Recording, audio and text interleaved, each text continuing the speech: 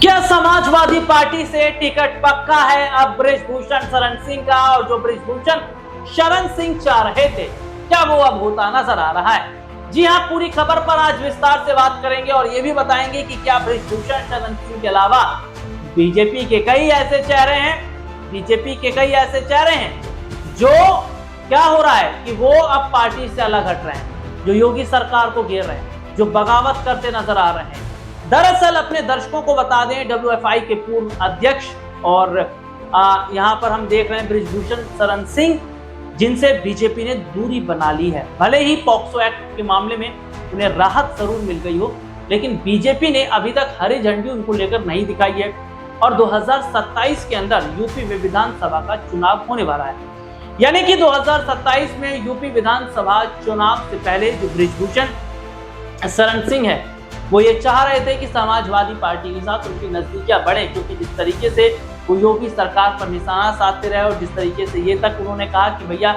CM तो मुझे बनाया जा रहा था लेकिन मुझे हटाया गया, तमाम बहुत सारी बातें जहां बृजभूषण शरण सिंह ने योगी सरकार पर निशाना साधा और कहीं ना कहीं जो तानाशाही नीति है उन तमाम मुद्दों पर उन्होंने बात की। और जिस तरीके से बृजभूषण शरण सिंह ने कहा कि मेरे बहुत अच्छे ताल्लुकात मुलायम सिंह जी से रहे, मैं अखिलेश के साथ संसद में बैठ चुका हूँ, वो ये कहते हैं कि मैं समाजवादी पार्टी के बहुत करीब रहा हूँ। तो ये जो कोशिशें बृजभूषण शरण सिंह कर रहे थे, शायद उसका जो फायदा है वो अब कहीं ना कहीं मिलता नजर आ रहा है। क्योंकि खबर है कि जिस तरीके से नजदीकियां बृजभूषण शरण सिंह की बन रही है, हालांकि बृजभूषण की बात करें तो केसरगंज में उनका बहुत बड़ा दबदबा जो है वो माना जाता है। इसके आसपास भी उसके आसपास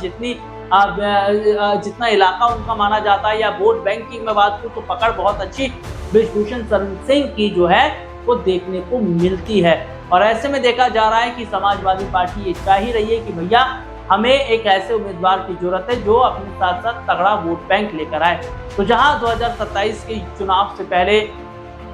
बृजभूषण ने अखिलेश की तारीफ की है, तो वहीं दूसरी तरफ देखा जा रहा है कि अखिलेश यादव भी ये मन बना रहे हैं कि बृजभूषण शरण सिंह को टिकट दिया जाए, क्योंकि कोई मामूली बंदे बृजभूषण शरण सिंह नहीं है। तो क्या वाकई अब बीजेपी से इस्तीफा देने का मन या फैसला बृजभूषण शरण सिंह ने कर लिया है, और क्या इसका नुकसान बीजेपी को उठाना पड़ सकता है? क्योंकि लगातार बीजेपी के द्वारा जिस तरीके से बृजभूषण शरण सिंह को इग्नोर किया गया, बृजभूषण शरण सिंह को जिस तरीके से दरकिनार किया गया, ये तमाम चीजें बताती हैं कि क्या बृजभूषण शरण सिंह की क्या वाकई जो पहल थी समाजवादी पार्टी के साथ जुड़ने की, पार्टी से टिकट की, वो अब यहाँ पूरी होती नजर आ रही है और क्या इसका नुकसान बीजेपी को उठाना पड़ रहा है। फिलहाल इस खबर में इतना ही, फिर आपसे दोबारा मुलाकात होगी, तब तक के लिए मुझे इजाजत दीजिए।